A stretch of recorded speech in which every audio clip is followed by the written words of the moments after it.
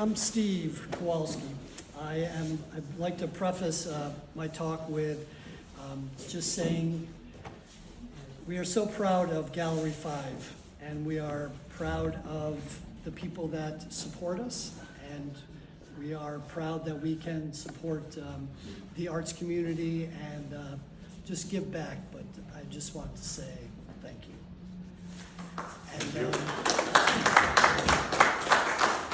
I grew up in Schenectady and went to the public schools and went off to college first as a landscaper.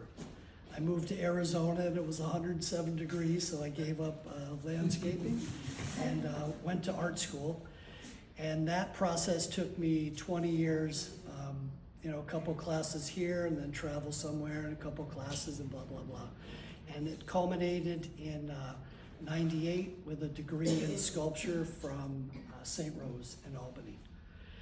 And what I took away from all of that learning was the diverse amount of materials available to us as artists. I painted photography and sculpture, but I found myself in a figure drawing group, and that lasted probably about 17 years. And so a lot of my pieces look figurative. I'm starting to lose my words, and I will come back.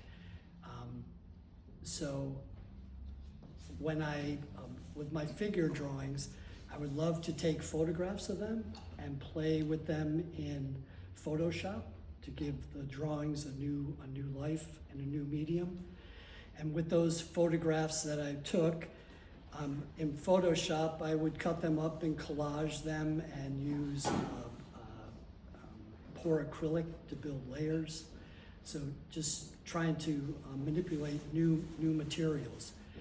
And when I got back into sculpture, I have been using styrofoam and paper mache and elevating that process.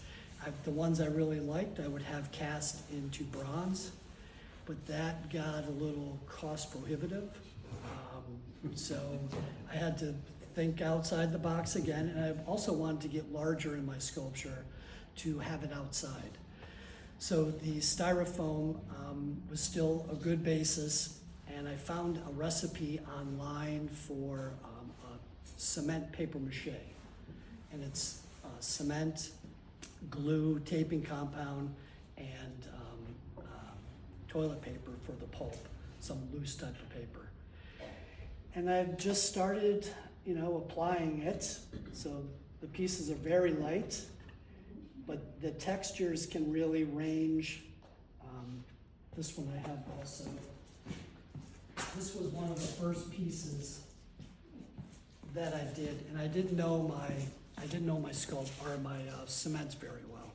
So this had concrete in it, but of course that's got the rocks and it's not going to really sand very smoothly. So a couple more layers of the regular paper mache, and I was able to sand it down. And these pieces get a lot lighter because I didn't have the concrete in them. And I think this piece I was inspired by and travel, as well as the figure drawing that I did. I've traveled a lot, and the sunsets and the sun in the Southwest influenced a lot of my work. And I remember the beautiful blues and greens of the sky and the shadows of the canyons, and then the oranges of the sunsets.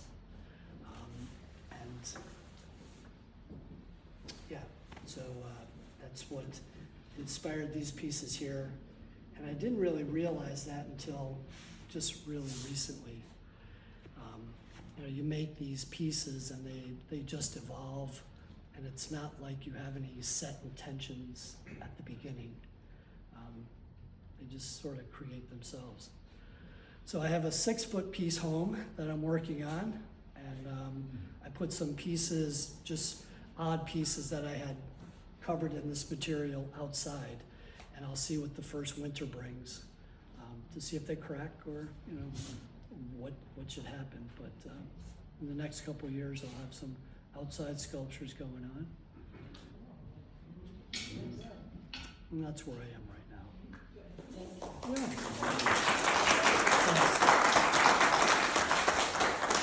So do you plan to put these outside? If the little pieces, yeah. You do? lift, Oh, yeah. okay, cool. Yeah, they work. Gary? Steve, I've seen your figure drawings way back when, and that's, your seeing line is in these.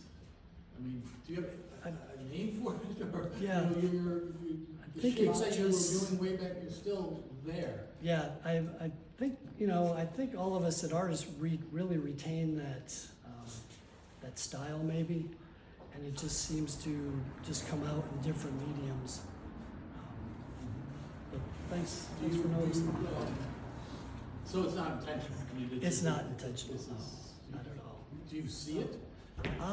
Not until, you know, maybe I walk away from it and, you know, maybe it's got the height or the width or something of a drawing. But that really has stayed, it has stayed with me. Yeah. Nice. Are you spray paint these? Yeah. Yeah, these are spray painted. And it catches the paint quite nice, but I've always had trouble to, you know, I love to sculpt, but then when it comes down to that finish, it's sort of decoration, and that's where I sort of lose it a little bit. So, you know, I may take these home and cover them in something else, and then, you know. It's cool where there's a rough surface on that top one closest to me. It catches. And you know, certain nooks catch the blue and certain nooks catch the orange. Yeah. And just, yeah, like organic rock. Have you done any glossy ones? That's probably the glossiest one. I put the purple on after it, so it sort of killed the gloss. But if I were to, I take that back. It started off, I liked the plain, it was that grayish concrete look, cement, and I put Thompson's water seal on it. And it turned it this sort of like peacoat green. And I was like, you know, that, I knew I didn't like that. So when I got the spray paints out, that's why it's got that little Gumby look with the greens. But I would like to retain that gray color, but without putting some coating on it, it's not gonna work. Cool. Nice, maybe an epoxy. What's that? Epoxy? I think that would still darken it too, yeah. There must be a trick in a skill for having it to still stand erect. Have you had any? No, thank you for bringing that up. I like that little bit of skewed, you know, imbalance, because I really do concentrate on the balance, especially if you walk all the way around, but at one point you'll be there and your body will just sort of tilt a little bit to the left or to the right. And I think I've always had that as a kid. Just never like drew in a box. I sort of drew my own box, but one corner would always not be squared off.